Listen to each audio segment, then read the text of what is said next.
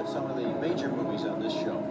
We think Death on the Nile is a stylish and witty adaptation of the Agatha Christie whodunit. Both Gene and I like it, and that's why it says yes next to both of our names. We recommend you see this movie.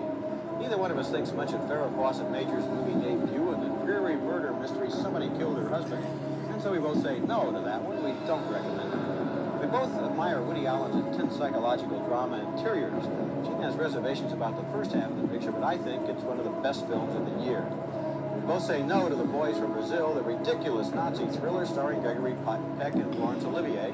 And we disagree about Robert Altman's A Wedding. I love the social satire. Gene thinks it's silly and gives it a resounding no.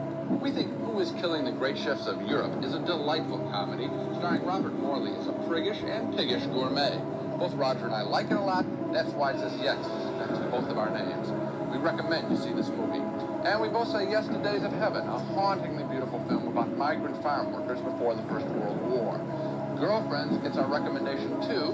Roger likes its realism and sense of humor. I don't think it's enough about Girlfriends.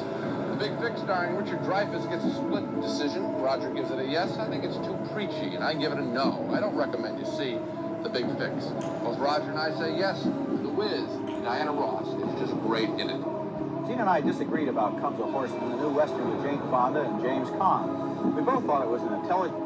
I could wish upon a star, Roger. I think what I would wish for is better holiday movies next year. This year's crop was pretty bad. I like the serious material and some of the comedy. Overwrought sob sister mess. Roger thought it was at least a good try, but still, we both say no. And of course, a pair of yeses to Pinocchio, the marvelous 1941 Disney film now replaying at a theater near you. You need a more mature script. Well, sorry, Dottie and Marie. We think you need a more mature script.